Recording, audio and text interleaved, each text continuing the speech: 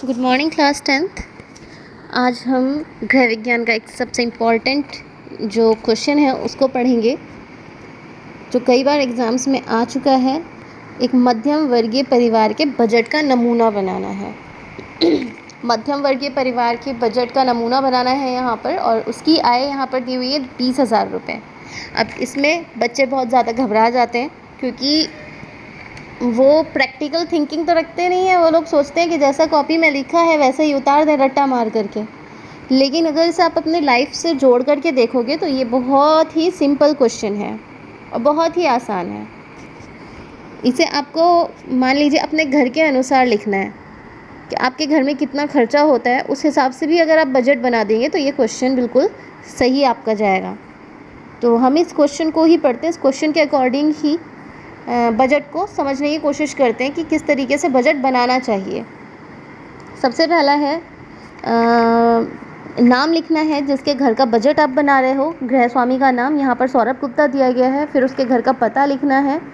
परिवार में कितने सदस्य हैं, क्योंकि सदस्यों का बहुत ज़्यादा महत्वपूर्ण रोल रहता है घर के खर्चे में, बजट बनाने में, क्योंकि उनकी आवश्यकताओं की ही तो पूर्ति करनी है हमें। हमारी जितनी भी आय है उस लिमिटेड आय में हमें उन लोगों की पूर्ति करनी है, तो उनके ऊपर खर्चा होगा, उसी हिसाब से बजट बनेगा। तो हमें यहाँ पर लिखना है कि कितने लोगों का खर्चा हम चला रहे हैं उस एक परिवार में, उस एक आय से, और मासिक आय कितनी है। यहाँ 20,000 है। अगर आपकी 30,000 है तो 30,000 लिख दीजिए। अगर आपको 10,000 में ही बनाना है तो 10,000 लिख दीजिए। आपका जो मन करे वो लिख दीजिए। बिल्कुल स्ट्रिक्ट टू दिस क्वेश्चन चिपकना नहीं है बिल्कुल भी, कि रट्टा मार करके जाना है कि मैंने 20,000 उसमें पढ़ा था 20,000 ही लिखूँगी। आप अपनी मर्ज़ी से कितना भी लिखिए। फिर बजट की अवधि यहाँ पर 1 महीने का बनाना है, 1 माह का। तो 1 महीने की अवधि है यहाँ पर 1 जनवरी 2019 से 31 जनवरी 2019 तक। अगले महीने दूसरी तनख्वाह आ जाएगी। फिर सबसे इम्पॉर्टेंट जो हमारा खर्चा होता है, जिसके लिए इंसान कमाता है, सारी चीज़ें भी छोड़ करके चल रहे हो, लेकिन खाने के बिना इंसान रह ही नहीं सकता। कहते हैं रोटी, कपड़ा और मकान, इन तीनों चीज़ों के लिए इंसान कमाता है। इनमें सबसे ज़्यादा इम्पॉर्टेंट होती है रोटी, क्योंकि बिना खाने के इंसान ज़िंदा नहीं रह सकता। तो सबसे मुख्य खर्चा जो उसका होगा वो होगा रोटी पर, यानी कि अपने भोजन पे। अब यहाँ पर जो इनकी 20,000 की आय है उसके अनुसार इन्होंने आटा, अनाज और चावल, ये सारी चीज़ें जो हैं हमारी, चाहे आप उसे मक्का कह दो, चाहे बाजरा खा लो, मतलब जो भी अनाज आप खाना पसंद करते हो, जिसकी रोटी खाना पसंद करते हो, वो पूरा सब कुछ अनाज में ही इन्होंने लिखा हुआ है। तो वो अनाज इन्होंने 3,000 रुपये अनाज पर खर्च किए हैं। उसके बाद दालें हैं, 1,000 रुपये दालों पे खर्च करे हैं। फल सब्जियों पर 1,000 रुपये खर्च करे हैं। दूध पर 1,300 रुपये खर्च करे हैं। घी, तेल, मक्खन पे 1,300 रुपये खर्च करे हैं। और अन्य सामान पर इन्होंने 400 रुपये खर्च करे हैं। ये अन्य सामान क्या है? ये हमारे मसाले वगैरह जो आते हैं, ये सारे अन्य सामान नहीं आते हैं। नमक, चीनी, हल्दी या फिर और दूसरी चीज़ें, सोडा वोडा जो भी आप यूज़ करते हैं। तो अगर आपकी आय आपने मान लो एग्ज़ाम में कम लिख दी है, 20,000 से कम लिखी है, तो आप इसमें घी और तेल के पैसे कम कर सकते हो, क्योंकि गरीब आदमी जो है वो कम घी और तेल का यूज़ करेगा। आपके यहाँ दूध के पैसे कम हो जाएंगे, क्योंकि वो बेचारा सिर्फ ज़रूरत के भर का दूध खरीदेगा। और हो सकता है कि अगर कोई ज़्यादा गरीब है, मान लीजिए निम्न स्तर के परिवार का बजट बनाने के लिए आपको मिल गया, तो आप उसमें दूध नहीं भी ऐड करोगे तो भी चल जाएगा, लेकिन आपको अनाज ज़रूर ऐड करना है, ठीक है। और फल और सब्जियां जो ज़्यादा खर्च हो रहा है बड़े परिवार में, और जो गरीब होगा वो कम खर्च करेगा। तो उस हिसाब से जो आय का करीब 40% हिस्सा है इनका, वो भोजन में खर्च हो रहा है। ये प्रतिशत परिवार की आय के साथ साथ चेंज हो जाएगा। यहाँ पर मध्यम वर्गीय परिवार की आय है 20,000 रुपये, तो उसके 40% हो गया है खर्च। अब मान लीजिए अगर यही 10,000 होता, अब वो अपना पेट तो नहीं काट के फेंक सकते ना, खाना तो उतना ही पड़ेगा, अनाज तो उन्हें उतना ही खरीदना पड़ेगा जितना वो 4 लोगों के परिवार वाले जो थे, मध्यम वर्गीय परिवार वाले, उनके अकॉर्डिंग ही खाएंगे, जितना वो खाएंगे उतना ही वो खाएंगे।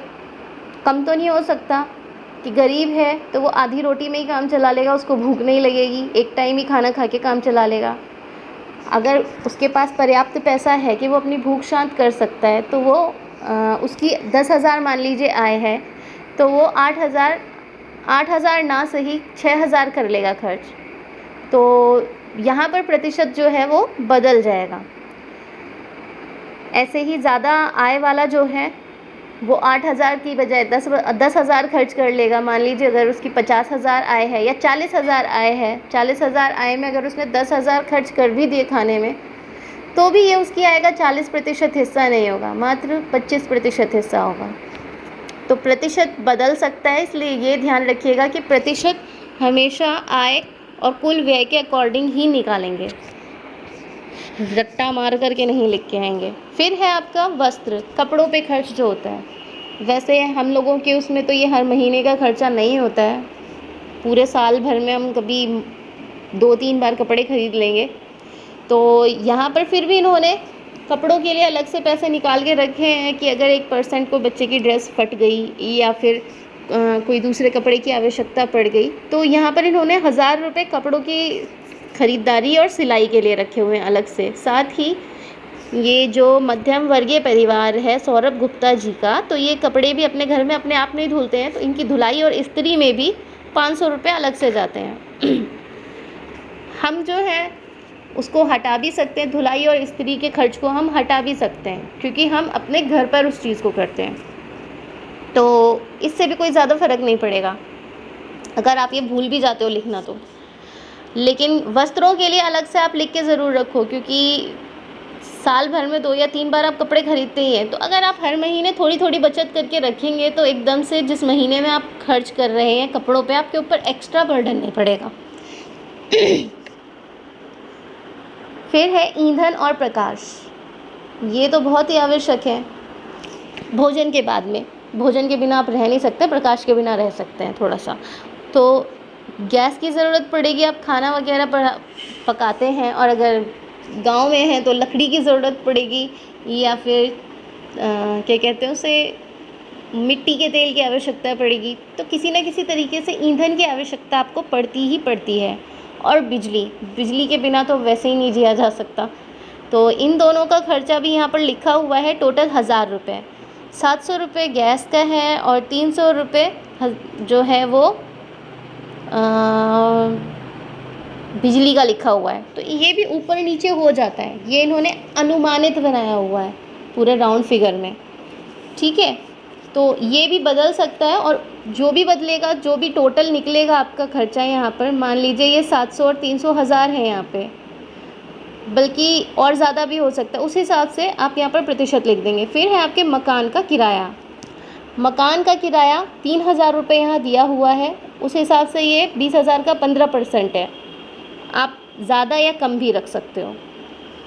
स्कूली शिक्षा, स्वास्थ्य और फीस, यहाँ पर फ़ीस जो है 2,000 रुपये रखी गई है। स्टेशनरी, क्योंकि बच्चे हैं उनको कॉपी और पेंसिल, पेन वगैरह, कलर सब चाहिए होता है, तो कभी भी मांग सकते हैं, इसलिए हर महीने 500 रुपये अलग से निकाल के रखे हुए हैं। दवा आदि के लिए कि कोई अचानक से अगर बीमार पड़ जाए तो उसके लिए 1,000 रुपये इन्होंने रखे हुए हैं, और अगर कोई नहीं पड़ा तो वो आपकी बचत में चला जाएगा और आकस्मिक दुर्घटना या आकस्मिक बीमारी के टाइम पर वो काम आ सकता है। तो यहाँ पर इन्होंने जो स्वास्थ्य और शिक्षा के लिए खर्चा किया है वो है 17.5%। फिर है अन्य व्यय, जो बाकी के जो खर्चे हैं, मान लीजिए कि कहीं आपको ऑलरेडी पता है आपको कहीं किसी शादी में जाना है, वहाँ पर आपको 200-300 रुपये देकर आने हैं कार्ड में रख के, वो आप लिख लोगे। या फिर मनोरंजन के लिए आप खर्च करना चाहते हो कि चलो हफ्ते के एंड में बच्चों के साथ पिकनिक चले जाते हैं, या उन्हें कोई मूवी दिखा के लेके आ जाते हैं, या किसी मेले में ले जाते हैं, तो वहाँ पर आप कितना खर्च कर सकते हैं, कैपेसिटी रख के आप पैसे रख के लेके जाते हैं, तो वो भी आप यहाँ रख सकते हैं। अन्य चीज़ों में, मनोरंजन के अलावा कोई और चीज़ में अगर आप खर्च करना चाहते हैं तो वो लिख सकते हैं। फिर एंड में जो भी पैसे आपके बचते हैं इतना सब कुछ करने के बाद में, वो आप रखोगे बचत में। तो आपको ये जो गिनती लिखी हुई है इसको याद रखने की ज़रूरत नहीं है। आपको बजट बनाने में सिर्फ ये जो 7 मदें हैं कि आपको कहाँ क्या खर्च करना है, वो आपको याद रखने की ज़रूरत है। फिर ये याद रखना है कि अनुमानित आप कितना खर्च कर सकते हो, टोटल कितना खर्च हुआ है और आपकी आय का कितना प्रतिशत वो बैठता है। चाहे आप 25,000 का बनाओ, चाहे आप 30,000 का बनाओ, चाहे आप 50,000 का बनाओ, चीज़ें मदें वही रहेंगी। अनुमानित व्यय, कुल व्यय, आय का प्रतिशत, बस ये चीज़ें आपको याद रखनी है। बाकी अपने अकॉर्डिंग आप उसे लिख सकते हो।